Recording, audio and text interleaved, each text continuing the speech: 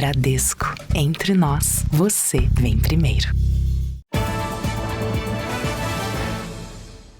Olá, boa noite. Boa noite. Criminosos têm se aproveitado da tecnologia antiga de controles de portões automáticos para invadir prédios e condomínios. As quadrilhas conseguem clonar os dispositivos. Hoje, 3 pessoas foram presas enquanto planejavam assaltar a casa do cantor Nando Reis.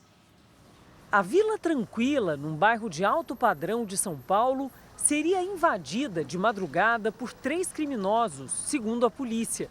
Eles foram encontrados neste carro próximo ao condomínio. Ao avistarem a viatura, eles demonstraram um extremo nervosismo e saíram em alta velocidade com o veículo quando procedemos à abordagem. O carro era furtado e estava com as placas adulteradas. Foi encontrado também no interior do veículo um controle remoto de cor azul e esse controle estava na frequência do portão da residência desse artista. O artista é o cantor e compositor Nando Reis, ex-integrante do grupo Titãs. Estranho é gostar tanto do seu all-star azul. Nando Reis não estava em casa. Ele havia se apresentado em Curitiba na noite anterior.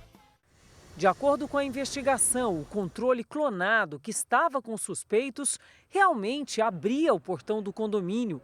A possibilidade de um roubo deixou os vizinhos assustados. Você vê uma vila que você acha que você está segura. Eu moro num prédio, a portaria está vulnerável. Depois da prisão, os 3 suspeitos foram trazidos aqui para essa delegacia no bairro de Pinheiros, na zona oeste de São Paulo. Depois de prestarem depoimentos, eles devem ser encaminhados para uma audiência de custódia. Dos 3 suspeitos, 2 já têm passagem pela polícia, um por roubo e o outro por violência doméstica. Esse especialista em segurança alerta que muitos controles de portões automáticos possuem uma tecnologia antiga e podem ser facilmente clonados, e que uma invasão pode ser dificultada pelo uso de dispositivos mais modernos, com o chamado código rolante. A cada acionamento, ele troca o código. Então isso faz com que não consiga se clonar esse código. Não há como. Clicou, troca. Outros itens de segurança, como câmeras com reconhecimento facial e fechadura com biometria, podem ser um reforço em prédios e condomínios. Em São Paulo, a polícia suspeita que o soldado, desaparecido desde a madrugada de domingo, tenha sido sequestrado. O carro dele foi encontrado abandonado numa rodovia no litoral do estado. As buscas pelo soldado Luca Romano, de 21 anos, ocorrem em comunidades de Guarujá, no litoral paulista, onde o policial militar desapareceu. Equipes da polícia percorreram vielas da comunidade conhecida como Caranguejo, para checar uma denúncia de que haveria um cativeiro no local. Mas nada foi encontrado. Luca foi visto pela última vez na madrugada de domingo, durante a folga em uma adega que fica em Guarujá. Essas imagens foram registradas quando o PM deixava o local. O carro dele foi encontrado abandonado numa rodovia, com os vidros abertos e a chave no contato. A gente sabe, né, que assim que um policial identificado, um policial, no caso dele, um policial militar, a possibilidade, né, diríamos, de ele ser sequestrado, de acontecer um mal maior, essa possibilidade efetivamente existe, infelizmente. No domingo, um suspeito foi preso e confessou que teria participado da morte do policial.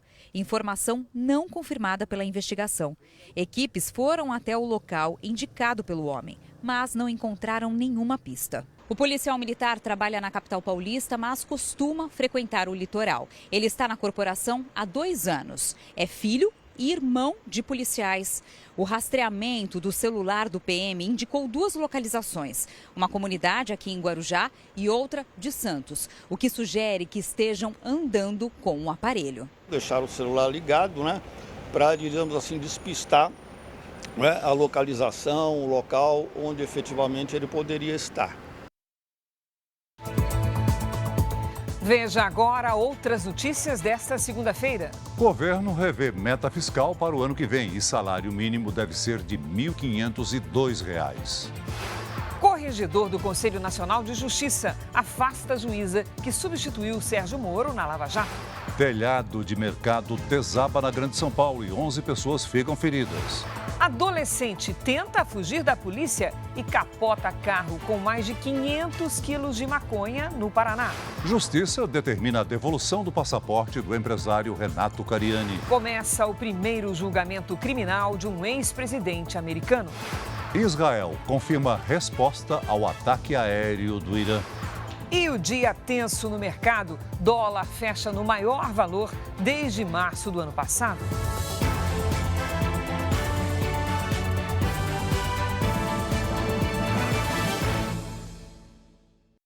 Oferecimento Cartão Bradesco. Suas compras podem até virar viagens.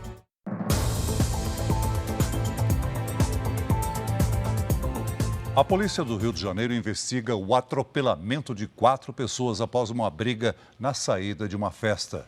O motorista é menor de idade. Uma das vítimas está internada em estado grave. O carro passou por uma perícia durante a manhã. O vidro dianteiro ficou bastante danificado por causa do impacto. O atropelamento aconteceu após um grupo de jovens, a maioria menores de idade, se envolver numa briga. A confusão generalizada foi na saída de uma festa na madrugada de domingo, na zona norte do Rio. Um dos rapazes deixou o local e voltou com um veículo em alta velocidade. 4 pessoas foram atingidas. Uma delas é Marcos Yuri da Silva Costa, de 18 anos, que foi internado em estado grave neste hospital. Segundo a família, ele está sedado e teve lesões nos pulmões e no cérebro. O meu irmão estava na briga sim, mas não viu o caso dele ser atropelado, porque isso não existe. Eu quero justiça o mais rápido possível. O atropelador tem 17 anos. Ele se apresentou na delegacia, prestou depoimento e foi liberado. Aos policiais, o adolescente disse que o carro era da mãe dele. A investigação tenta esclarecer agora se ele pegou o veículo escondido dos responsáveis. Esta testemunha afirma que o adolescente tinha o costume de dirigir o veículo. Ele ofereceu carona para colegas de colégio, anda com o carro para cima e para baixo. A mãe, no caso, alega que ele pega escondido, mas na verdade ele não pega escondido. O carro usado no atropelamento é de uma empresa terceirizada que presta serviços à Prefeitura do Rio. A administração municipal informou que vai aplicar uma multa e anular o contrato. A empresa Ferreira Soluções Eletromecânicas informou que vai tomar as medidas cabíveis em relação ao ocorrido e à funcionária. Uma força-tarefa da Polícia Federal tenta identificar os corpos encontrados num barco à deriva no litoral do Pará. A suspeita é de que sejam de imigrantes haitianos. A perícia nos corpos é feita no Instituto Médico Legal de Bragança, a mais de 200 quilômetros de Belém. O trabalho é realizado por peritos da Polícia Federal e deve seguir protocolos internacionais de identificação de vítimas de desastres. O método permite identificar corpos com o uso de amostras de DNA, impressões digitais, além da arcada dentária e o reconhecimento de objetos pessoais. A Polícia Federal e o Ministério Público Federal investigam as mortes. O barco foi encontrado à deriva por pescadores no último sábado na comunidade Barra do Coatipuru, em Bragança, litoral paraense. Dentro estavam vários corpos já em estado de decomposição. A polícia confirmou que não foi localizado nenhum tipo de droga. A suspeita é de que as vítimas sejam estrangeiras, mas a confirmação só pode ser feita com o resultado da perícia. A Polícia Federal não deu um prazo para a divulgação do laudo. As autoridades locais também já se manifestaram dizendo que não tinham conhecimento ou nenhuma informação em aberto de pessoas nacionais precisando de socorro. Por isso, talvez, essa hipótese de que eles não sejam brasileiros, não sejam nacionais, ela está sendo aventada. A embarcação tem entre 12 e 15 metros e estava sem motor. O barco deve ser levado ainda esta semana para Belém. Essa embarcação ela tem 2 acessos ao que seria um porão e há informações de que lá dentro também há corpos. As Forças Armadas de Israel anunciaram que o país vai responder ao ataque do Irã ocorrido no final de semana. Hoje, o gabinete de guerra se reuniu para planejar as próximas ações. Segundo a imprensa local, Israel não tem a intenção de provocar um conflito em larga escala. Direto de uma base aérea, o chefe das Forças Armadas, Herzi Halevi, afirmou que Israel nunca havia sofrido um ataque deste tipo e que as forças do país preparam um contra-ataque. Estamos considerando nossos passos e este lançamento de tantos mísseis no território do Estado de Israel vai ter uma resposta, afirmou o militar. Na noite de sábado, o Irã lançou mais de 350 drones e mísseis contra o território israelense. A defesa do país conseguiu interceptar 99% dos artefatos. Um vídeo divulgado pela defesa israelense mostra como os drones foram destruídos. Este aqui a partir de um navio de guerra. O embaixador de Israel no Brasil está em Tel Aviv. Daniel Zonshine afirma que, com o ataque, o Irã mostrou que tem capacidade militar para lançar armas nucleares a longa distância. Já vimos que tem habilidade de mandar mísseis para Israel. Espero que não vamos chegar para este ponto de decisão. O Gabinete de Guerra de Israel se reuniu hoje pelo segundo dia seguido para discutir uma retaliação ao Irã. Fontes afirmam que o governo procura uma resposta firme contra o país inimigo, mas não o suficiente para desencadear uma guerra regional. Os Estados Unidos tentam agir rápido para evitar que o conflito no Oriente Médio alcance proporções maiores. O presidente Joe Biden disse que o governo americano está comprometido com a segurança de Israel e que acredita que um cessar-fogo e um acordo de libertação de reféns devem acontecer em breve.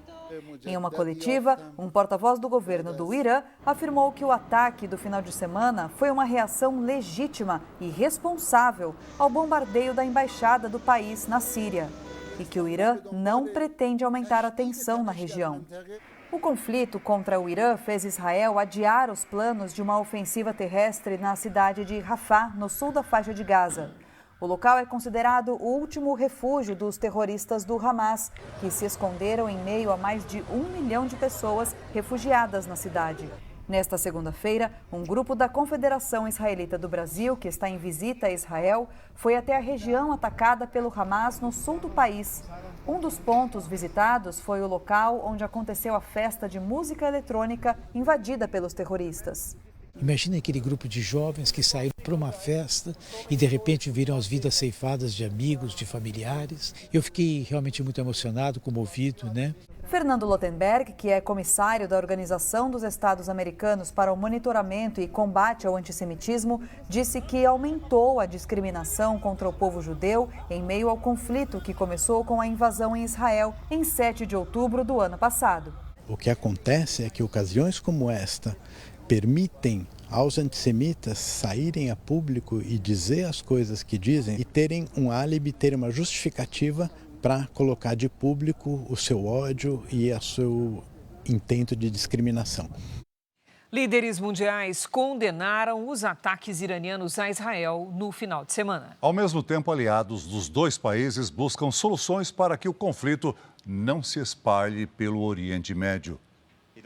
O presidente francês Emmanuel Macron afirmou hoje que a resposta do Irã foi desproporcional por atingir diretamente o território israelense e abre um precedente perigoso. Macron também disse que fará de tudo para que os ataques não continuem. Durante sessão do parlamento britânico nesta segunda-feira, o primeiro-ministro Rishi Sunak falou que os iranianos tentaram mais uma vez desestabilizar e instaurar o caos no Oriente Médio. Ele ainda pediu moderação para evitar novos conflitos. Hoje, ao lado do vice-presidente iraquiano, chefe da diplomacia americana, Antony Blinken, destacou a eficiência de Israel na defesa do território. O secretário de Estado disse que o país está comprometido em proteger os israelenses.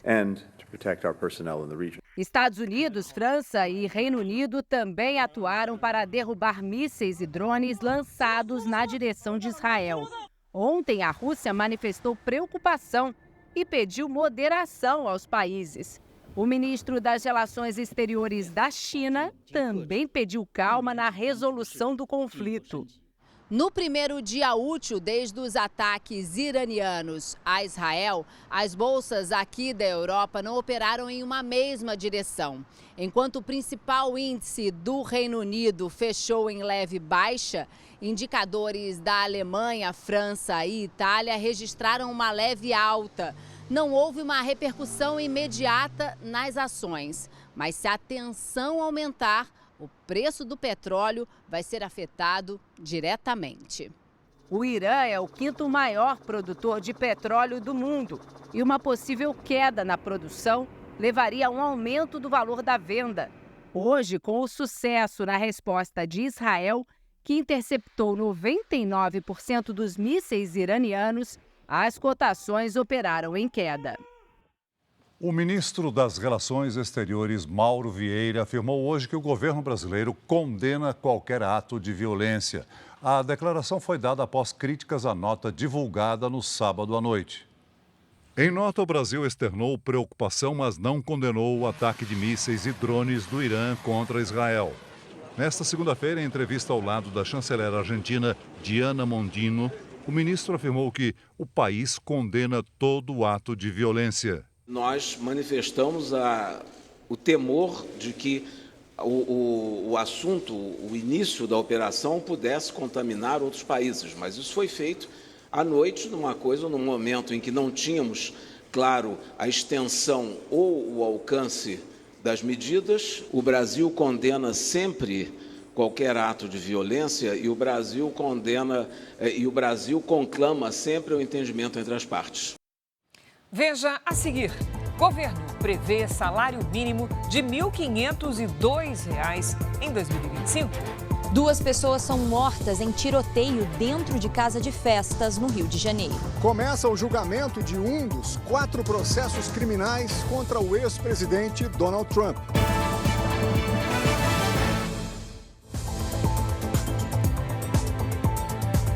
O Ministério da Fazenda reduziu a meta fiscal do ano que vem de 0,5 ponto percentual de superávit do PIB para déficit fiscal zero. Ou seja, gastos e investimentos não poderão ser maiores do que as receitas, o dinheiro que entra para o caixa do governo. Os dados estão na Lei de Diretrizes Orçamentárias, a LDO, que foi divulgada hoje em Brasília e encaminhada ao Congresso. A LDO define as metas, as diretrizes econômicas do governo federal para o ano seguinte, portanto, para 2025. O anúncio repercutiu no mercado financeiro, que já vivia um dia tenso por causa do conflito entre Israel e Irã. O Ibovespa, que é o principal índice da Bolsa de Valores de São Paulo, teve queda de 0,49%. Já o dólar subiu 1,24% e encerrou o dia cotado a R$ 5,18. Essa é a maior cotação desde março do ano passado. A LDO também prevê um salário mínimo de R$ 1.502 a partir de janeiro do ano que vem. O reajuste previsto é de 6,37%, o que equivale a R$ 90. Ao menos 3 rodovias federais do Maranhão estão com trechos interditados em decorrência das chuvas. Os temporais do fim de semana provocaram enxurradas que arrancaram parte do asfalto das rodovias. Uma delas é a BR-316 na cidade de Santa Inês. Pelas imagens, é possível ver que a pista cedeu e é impossível atravessar de carro. 2 trechos da BR-222 também foram totalmente interditados. Um na cidade de Bom Jesus das Selvas e o outro entre os municípios de Santa Inês e Santa Luzia do Tide, no norte do estado. Ainda não há previsão de quando as rodovias serão liberadas. Já estamos na metade de abril e nada das temperaturas caírem. Então vamos conversar com a Lidiane Sayuri para saber quando é que o frio chega. Ô Lid, vem pelo menos um friozinho esse mês? Boa noite. Vem sim, Cris, e no final dessa semana. Boa noite para você, boa noite, Celso, boa noite a todos. Neste momento, as imagens de satélite mostram nuvens de temporais sobre Mato Grosso do Sul e a região sul. Amanhã, uma frente fria se forma na Argentina e avança em direção ao sul do país. Aqui no Brasil, ela forma um corredor de umidade que aumenta a chuva do Rio Grande do Sul até o Acre. Atenção, Porto Alegre, Florianópolis, Campo Grande e Rio Branco. Os temporais podem causar enchentes, enxurradas e deslizamentos de terra. Nesta terça-feira, tempo firme apenas nas áreas claras do mapa. A capital mais fria será Curitiba, com chuva forte até 23 graus. Em Belo Horizonte, faz até 29. Em Cuiabá, 33. Em João Pessoa, 31 e até 37 em Boa Vista. Em São Paulo, terça-feira com máxima de 30. Na quarta, a chuva aperta à noite, faz até 28. Na quinta, finalmente um friozinho. Os termômetros não passam dos 22. Aí, a sexta-feira amanhece com apenas 14. Tempo delivery para a Cida da cidade de Jequié, na Bahia, Lidy. Vamos lá, Celso. Cida, boa noite para você. Terça abafada com 32 graus e temporais. Na quarta, máxima de 33 com chuva passageira. E na quinta, faz até 34. Vamos atender o Ronaldo, que é do Distrito Federal, Brasília. Ronaldo, na nossa tela. Tudo bem, seu Ronaldo? Olha, terça ensolarada com chuva fraca no fim do dia e até 29 graus. Na quarta e quinta, máxima de 30. Faça como eles. Mande também seu pedido pelas redes sociais com a hashtag #VocêNoJR. Cris, Celso. Obrigada, Lidy. Até amanhã, Lidy. Veja a seguir, 11 pessoas ficam feridas em desabamento do teto de um supermercado na Grande São Paulo.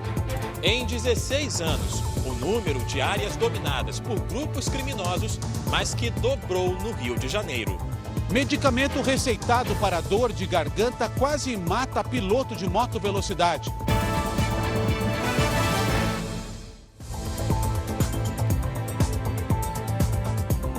Onze pessoas ficaram feridas no desabamento do teto de um supermercado em Diadema, na Grande São Paulo. Clientes e funcionários viveram momentos de desespero quando a estrutura veio abaixo. Do alto, dava para ver a extensão do desabamento. Muitos clientes e funcionários ficaram debaixo dos escombros. Uma pessoa que por pouco não foi atingida gravou o desespero das vítimas logo após o acidente. Quando acabei de sair, aconteceu esse acidente. Muitas pessoas feridas, muitos clientes feridos. O teto do supermercado em Diadema desabou durante a tarde e atingiu a parte da frente do imóvel. Segundo testemunhas, a área mais afetada foi a dos caixas, onde havia uma grande movimentação de pessoas. Quando pensa que não, o teto veio abaixo. A única reação que eu tive foi virar o braço e encostar. Segundo a Defesa Civil, o telhado que desabou havia passado por uma manutenção hoje de manhã. Os próprios funcionários do mercado participaram do trabalho. Cerca de 20 minutos antes do desabamento, uma forte chuva caiu aqui na região, o que pode ter favorecido o acidente. Pelo menos 11 pessoas ficaram feridas, 2 em estado grave. Segundo a Prefeitura de Diadema, as vítimas foram socorridas e levadas para hospitais da região e estão fora de perigo. O mercado foi construído em 2012 e estava com o alvará de funcionamento e o auto de vistoria do Corpo de Bombeiros em dia. Uma perícia vai determinar o que provocou o acidente. A direção do supermercado afirmou que vai colaborar com as investigações. Uma empresária foi atingida por um tiro depois de uma discussão de trânsito em Goiás. A bala ficou alojada na cabeça da vítima. O suspeito de ter feito o disparo foi identificado, mas ainda não foi localizado. A imagem de raio-x mostra onde a bala ficou alojada na cabeça da empresária. A intenção foi colocar a mão e quando eu coloquei eu senti que realmente eu tinha sido atingida porque eu consegui sentir a bala no meu couro cabeludo. A pressão é muito forte. Damaris e o marido estavam nesta caminhonete, na GO 060, entre Goiânia e Trindade. Ele conta que foi fechado por um carro prata, nesse trecho da rodovia. Eu vi o carro vindo em alta velocidade com o farol aceso, passou para a direita e já entrou na minha frente. E começou a ficar freando. Ele foi freando, de quase parado. Eu chegava a ficar 30 por hora, um exemplo. Aí eu tentei sair. Quando eu tentei sair, ele me fechou. A confusão entre os motoristas continuou por cerca de 2 quilômetros na rodovia. E encostou na direita, quando eu vi ele já estava com a mão para fora, me xingando, tudo. Eu passei, reduzi e revidei o xingamento dele. Xinguei ele também e fui embora. Nesse tempo que eu fui embora, o carro dele estava parado, ele pegou e atirou. A bala acertou o vidro traseiro da caminhonete. O projétil atingiu a base metálica do encosto de cabeça, o que diminuiu o impacto no corpo da empresária. Ela foi levada para esta unidade de pronto atendimento e depois transferida para um hospital de urgências em Goiânia. O Brasil está entre os 5 países com trânsito mais violento do mundo, o que inclui brigas por imprudência ou colisão entre veículos. O marido da empresária registrou um boletim de ocorrência no mesmo dia. A Polícia Civil investiga o caso. Por meio de imagens de câmeras de monitoramento da rodovia, foi possível identificar um suspeito que pode ter sido responsável pelos disparos. A empresária já está em casa depois de fazer uma cirurgia para a retirada da bala. Minha família estava todinha dentro do carro, meu esposo e meu filho. Então a gente pensa em querer viver mesmo. Ali, nesse momento, é só lutar pela vida para que não acontecesse nada mais. Um procedimento médico simples quase provocou a morte de um piloto de motovelocidade no Rio Grande do Sul. O erro teria sido na forma como o remédio foi aplicado. Uma dor de garganta fez com que Denison, de 26 anos, procurasse um médico. Mas o medicamento receitado desencadeou uma reação inesperada. Quando eu cheguei lá, a médica me orientou, falou, olha, nós vamos te encaminhar para a sala de enfermagem, ali onde vai ser administrada a adrenalina, de forma subcutânea, né? Então ela deixou bem claro que seria uma injeção na barriga. A outra colega estava fazendo um acesso na minha veia, e ela pegou aquela medicação e começou a fazer na veia. Daí eu perguntei, moça, o que é isso? Ela, adrenalina. Quando ela começou a injetar, eu comecei a passar mal, meu coração começou a acelerar. A medicação foi aplicada nesta unidade de pronto atendimento na cidade de Cachoeirinha, região metropolitana de Porto Alegre. Depois do procedimento, o paciente foi transferido às pressas para este hospital em Porto Alegre, onde ficou internado por 2 dias. O boletim médico aponta que o problema cardíaco foi causado por infusão inadvertida de adrenalina. E outros exames descartaram a possibilidade de um infarto provocado por uma doença pré-existente. A Prefeitura de Cachoeirinha informou que investiga o caso e que, se for confirmado qualquer erro, medidas administrativas serão adotadas. Denison alega que foi atrás do prontuário na unidade de Cachoeirinha, mas que não teve acesso ao documento. O Conselho Regional de Enfermagem do Rio Grande do Sul disse que ainda não foi notificado sobre o caso, mas que a situação será apurada assim que houver a denúncia. A polícia investiga quem era o alvo dos criminosos armados que invadiram a festa na zona norte do Rio de Janeiro no fim de semana. 2 pessoas foram mortas e 4 ficaram feridas. O corpo de uma das vítimas da troca de tiros foi sepultado hoje. Wilson Henrique Porto tinha 51 anos e, segundo testemunhas, só apareceu na festa para abraçar um amigo. O outro homem morto é suspeito de ser um dos invasores da casa de festas. A polícia ainda não sabe quem seria o alvo dos tiros.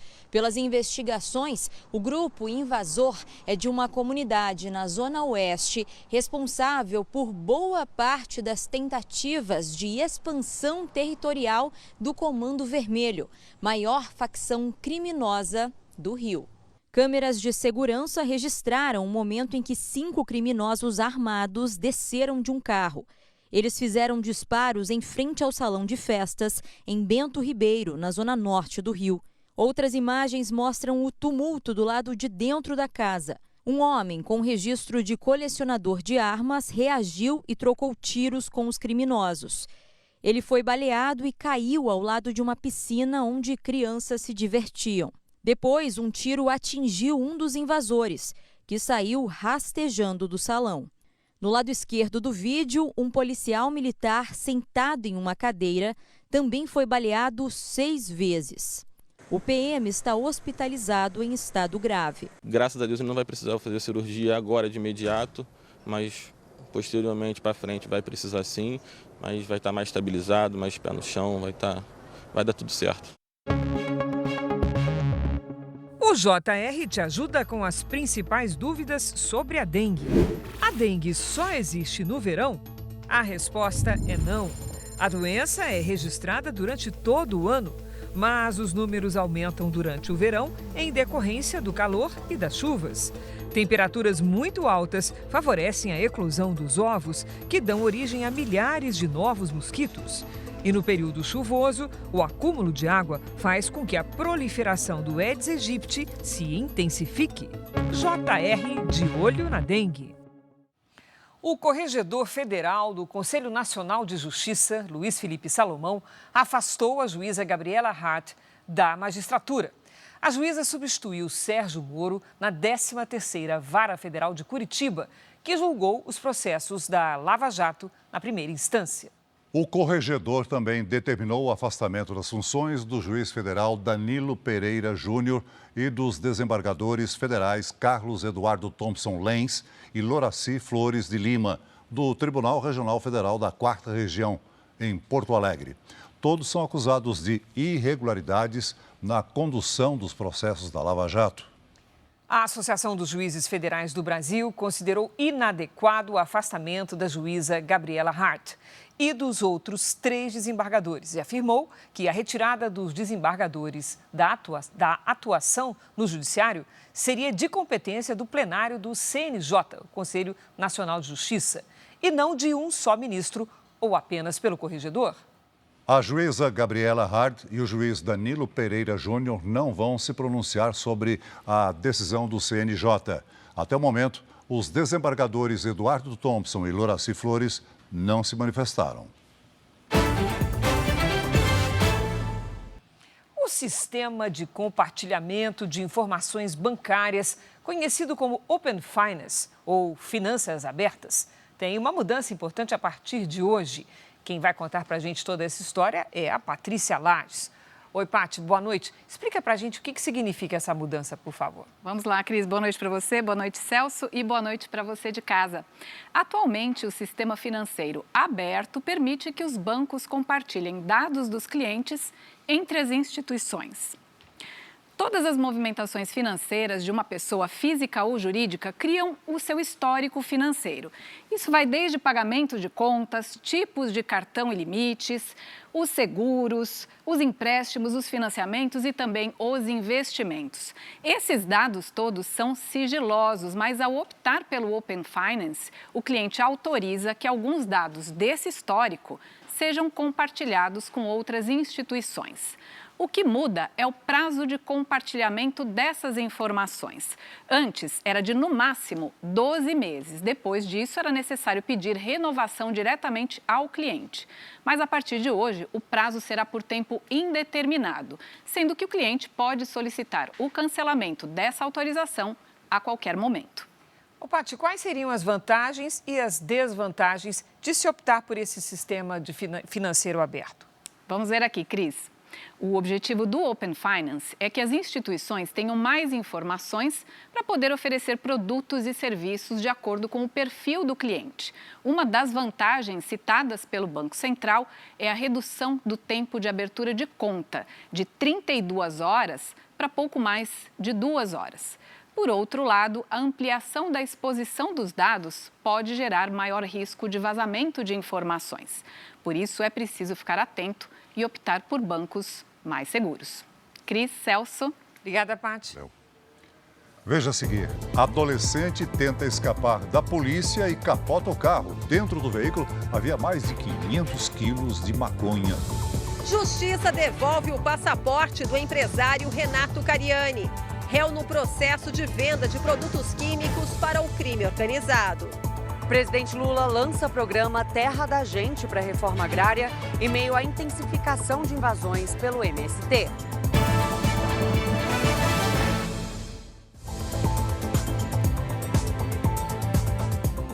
Começou hoje nos Estados Unidos o primeiro julgamento criminal de um ex-presidente americano. Donald Trump é acusado de supostamente comprar o silêncio de uma atriz de filmes adultos para não ser prejudicado durante a campanha presidencial em 2016. Antes de entrar no Tribunal de Manhattan, em Nova York, Trump afirmou que é vítima de perseguição política. A sessão começou com um pedido inusitado dos advogados de defesa. Eles solicitaram que a corte fosse suspensa e o juiz afastado do caso. Isso porque o magistrado, Juan Merchan, teria uma filha que presta consultoria para políticos de oposição a Trump. E por isso, ele não estaria isento de julgar o réu. Mas o argumento foi negado. Donald Trump responde a 4 processos criminais. Só no caso que começou a ser julgado hoje, há 34 acusações. A ação se refere ao pagamento do equivalente a R$660 mil pelo silêncio de Stormy Daniels, uma atriz de filmes adultos com quem Trump teria tido um relacionamento extraconjugal. Uma dessas acusações é de fraude. O dinheiro foi declarado como sendo para serviços jurídicos, mas os procuradores acreditam que foi uma manobra para não prejudicar a campanha para presidente. Na época, a atriz não denunciou o caso e Trump venceu as eleições em 2016. Michael Cohen, ex-advogado de Trump na época, é peça-chave da acusação. Ele assumiu ter feito o pagamento para comprar o silêncio da atriz e foi preso. Cohen e Stormy Daniels devem testemunhar contra Trump. O julgamento nos Estados Unidos é histórico e por isso atrai tanto a atenção do público. É a primeira vez que um ex-presidente americano responde a um processo criminal e pode levar semanas até a sentença, o que não deve impedir que Trump seja nomeado como candidato do Partido Republicano e enfrente o atual presidente Joe Biden nas eleições presidenciais. Um parlamentar da Geórgia agrediu um colega com um soco no rosto e deu início a um tumulto generalizado no país europeu. O integrante do parlamento defendia um projeto de lei quando foi surpreendido por um opositor. Outros políticos se envolveram na briga e causaram um grande tumulto. O sinal da transmissão foi cortado em seguida. O Senado discutiu uma proposta que quer considerar como agente estrangeiro toda empresa ou ONG de donos internacionais. Críticos alegam que a medida é semelhante à usada na Rússia para reprimir a oposição. O FBI, a Polícia Federal Americana, vai investigar se os tripulantes do navio que derrubou uma ponte em Baltimore sabiam das falhas técnicas antes de deixar o porto. 6 pessoas morreram. A armeira que entregou um revólver com munição real para Alec Baldwin foi condenada a 18 meses de prisão. O ator matou a diretora de fotografia durante as gravações do filme Rust. O presidente francês Emmanuel Macron deu início à contagem regressiva dos 100 dias para os Jogos Olímpicos de Paris. Na Grécia, atores fizeram um ensaio final para a cerimônia, em que será acesa a chama olímpica, que vai ser levada até a capital parisiense. A Tesla, fabricante de carros elétricos do bilionário Elon Musk, planeja demitir cerca de 14 mil funcionários em todo o mundo. Há 10 dias, a empresa anunciou a redução das entregas de automóveis. O presidente Lula lançou hoje o programa Terra da Gente. A meta é assentar quase 300 mil famílias de pequenos produtores rurais até 2026. O novo programa para a reforma agrária deve agilizar a aquisição de terras pelos agricultores. É uma forma nova da gente enfrentar um velho problema. Eu pedi ao Paulo Teixeira que fizesse um levantamento para a gente ter noção de todas as terras que podiam ser disponibilizadas para assentamento nesse país. Isso não invalida a continuidade da luta pela reforma agrária, mas o que nós queremos fazer é mostrar aos olhos do Brasil o que a gente pode utilizar sem muita briga. No decreto assinado nesta segunda-feira, o governo liberou 520 milhões de reais para aquisição de terras para a reforma agrária e áreas quilombolas. 73 mil famílias devem ser beneficiadas neste ano. O lançamento do programa aconteceu após pressões do MST. O Movimento dos Trabalhadores Rurais Sem Terra anunciou novas invasões de propriedades privadas no Abril Vermelho. No final de semana, o MST retomou uma ocupação de terra da Embrapa em Pernambuco. A invasão acontece justamente em um momento em que o presidente Lula tenta diminuir resistências e se aproximar dos ruralistas. Em 2023, aconteceu uma série de invasões que levaram à criação da CPI do MST no Congresso Nacional. Lula cedeu à pressão e, após adiamentos, lançou o novo programa para a reforma agrária. Mesmo assim, nesta segunda, houve 24 ocupações em 11 estados. É um processo para mostrar para a sociedade brasileira que nós queremos oferecer alternativas para assentar famílias, para produzir alimentos de qualidade, para promover o sucesso das famílias. Não existe forma melhor de incluir do que pela via econômica. O presidente do Senado recebeu hoje governadores para discutir a renegociação das dívidas dos estados. Rodrigo Pacheco vem mediando as propostas com o governo federal para a definição de uma nova forma de corrigir os débitos. Os governadores propõem que a correção das dívidas seja feita pela inflação medida pelo IPCA, acrescida de 1% de juros. Os governadores também querem que as dívidas sejam reduzidas com a transferência de ativos para a União, como companhias de energia ou saneamento. Um adolescente foi apreendido por transportar mais de meia tonelada de maconha no Paraná. O motorista de 16 anos fugiu da abordagem da Polícia Rodoviária Federal. Na perseguição, ele perdeu o controle do carro e capotou em Laranjeiras do Sul, na região central do estado. Dentro do veículo, os agentes encontraram 559 quilos de maconha. O adolescente vai responder por atos infracionais análogos a tráfico de drogas, receptação e direção perigosa. O carro havia sido furtado em Curitiba no ano passado. O número de áreas dominadas por grupos armados no Rio de Janeiro mais que dobrou nos últimos 16 anos. Os dados fazem parte de um levantamento inédito divulgado hoje. O Comando Vermelho domina mais da metade da região metropolitana da capital fluminense. A pesquisa também mostrou que as milícias perderam espaço para a maior facção criminosa do estado. Confrontos frequentes e vítimas de balas perdidas. Moradores sem o direito básico de ir e vir. Em 16 anos, as áreas dominadas por grupos armados mais que dobraram no Rio de Janeiro.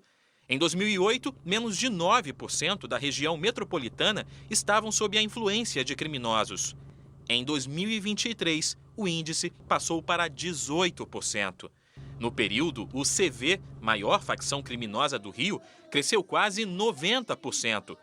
E os grupos paramilitares triplicaram o domínio territorial. Nos últimos anos, no entanto, o tráfico passou a buscar regiões até então dominadas pela milícia. A maior delas foi enfraquecida após a morte de Wellington da Silva Braga, o ECO, em 2021. Após isso, a gente vê uma fragilização das milícias e essa fragilização se transforma numa oportunidade para o Comando Vermelho, que vinha perdendo territórios em 2020 e 2021, para recuperar esses territórios, né? Principalmente na Baixada e no leste metropolitano. Apesar da expansão do Comando Vermelho pelo estado do Rio, as milícias ainda controlam a maior parte da capital fluminense. No ano passado, os grupos paramilitares estavam em 66% das áreas pesquisadas. A maioria na zona oeste da cidade. É necessário que, do ponto de vista das políticas de segurança pública, nós avancemos para a questão de ordem mais geral, que é o controle territorial armado no Rio de Janeiro, é um dos mais graves problemas nessa área de segurança pública, que essas ações ocorram tendo como principal objetivo a proteção das populações que moram nesses locais controlados por grupos armados. O governo do Rio de Janeiro não respondeu aos nossos questionamentos sobre a expansão de facções criminosas e das milícias. A Justiça de São Paulo determinou hoje a devolução do passaporte ao empresário e influenciador digital Renato Cariani. Novos documentos mostram detalhes da negociação de produtos químicos investigada pela Polícia Federal. Um documento inédito, obtido pelo Jornal da Record, revela como o empresário Renato Cariani reagiu ao ser notificado pela Receita Federal sobre 2 das 60 vendas de produtos químicos que se tornaram o foco da investigação. A Anidrol, fábrica de Cariani, questionou o banco sobre a origem de um depósito em espécie no valor de R$ 103.500. A resposta veio no dia 13 de março de 2018 e confirmou que a empresa recebeu em sua conta um depósito em dinheiro de uma multinacional. A cada venda realizada, nós comunicávamos à Polícia Federal. A tratativa era fiscal, tributos, impostos. Juntamos toda a nossa documentação, entregamos na Receita Federal e o fiscal disse: ok, está tudo bem. Cariani enviou este e-mail 12 dias antes da resposta do banco. O destinatário era o cliente Augusto Guerra, uma pessoa que nunca existiu e que fingia ser gerente de vendas da multinacional. O empresário questiona o suposto representante e pede o contato do departamento fiscal da empresa. O cliente me tranquilizou dizendo que havia sido algum tipo de confusão do setor fiscal e eu atendi a demanda do setor fiscalizador. O Ministério Público de São Paulo encontrou evidências de que o e-mail de Augusto Guerra foi criado pelo amigo de Cariani, Fábio Spínola Mota, que também é réu no processo. Para a investigação, a troca de e-mails é uma farsa. Hoje, uma decisão da Justiça favoreceu a defesa de Renato Cariani. Determinou que o passaporte seja devolvido. Assim, o empresário poderá deixar o país para fazer trabalhos no exterior, desde que comunique às autoridades com 15 dias de antecedência e apresente as passagens de ida e volta. Para a Polícia Federal, Cariani, a sócia dele, Roseli, os amigos Fábio e Andréia e um ex-funcionário do casal tinham envolvimento no esquema que desviou produtos químicos suficientes para produzir 15 toneladas de cocaína e crack. Todos alegam inocência. Alguma possibilidade de que Renato Cariani não soubesse o que se passava na empresa dele? Não, tanto ele quanto a Roseli tinham plena ciência do que acontecia. O advogado de Cariani é o ex-ministro da Justiça José Eduardo Cardoso. Ele diz que o empresário foi vítima de um golpe. O Cariani é uma vítima desse processo, ou seja, ele cai exatamente numa situação que talvez qualquer um de nós cairia nas condições em que ele estava. A sócia de Cariani na Anidrol diz que as vendas eram comunicadas à Polícia Federal. É tudo planilhado. Eu desafio alguém a encontrar alguma coisa assim que demonstre que eu fiz de má fé alguma coisa. Essa edição termina aqui e à 00:30 tem mais Jornal da Record. Fique agora com Reis, edição especial. E logo depois de Gênesis, depoimentos inéditos em Doc Investigação, com o caso que ficou conhecido em todo o país como a máfia dos transplantes em Minas Gerais. É imperdível. Ótima noite para você. Boa noite.